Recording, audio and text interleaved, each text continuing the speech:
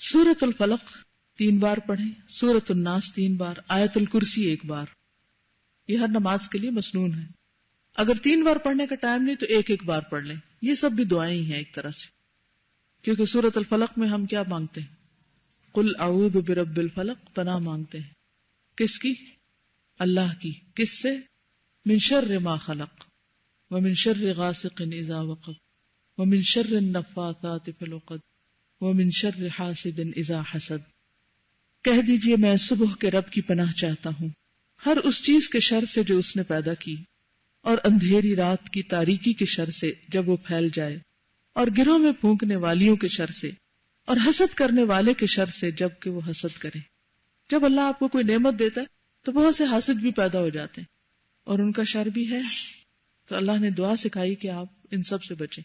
اور اگر دیکھا جائے تو سب سے زیادہ لوگ جس بیماری کا وہم کرتے ہیں وہ کیا ہے؟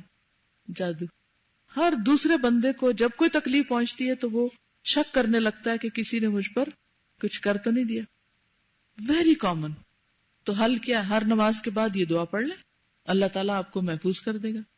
پھر اسی طرح قل اعوذ برب الناس ملک الناس الہ الناس من شر الوسواس الخناس الذی یوسوس فی صدور الناس من الجنۃ والناس. کہہ دیجئے میں لوگوں کے رب کی پناہ چاہتا ہوں، لوگوں کے مالک کی، لوگوں کے معبود کی، وسوسہ ڈالنے والے، بار بار پلٹ کر آنے والے کے شر سے، وہ جو لوگوں کے سینوں میں وسوسہ ڈالتا ہے جنوں اور انسانوں میں سے. اس میں کس سے پناہ مانگی گئی ہے؟ ایک ہی چیز ہے، اور وہ کیا؟ جن شیطان. ایویں ڈرتے رہتے ہیں. اگر ہر نماز کے بعد یہ پڑھنا شروع کر دیں گے ان کو تیر لگیں گے، آپ کے پاس نہیں پھٹکیں گے. لیکن اتنا آسان نسخہ جس پہ لیس دین اے منٹ لگتا ہے، لیکن ہمیں شیطان بھلوائے رکھتا ہے، ہم پڑھتے ہی نہیں ہیں.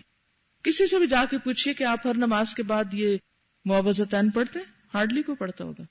تو اپنے بچوں کو بھی سکھا دیجئے، اوروں کو بھی بتائیے، تو انشاءاللہ آپ بہت سی چیزوں کے نقصان سے محفوظ ہو جائیں گے.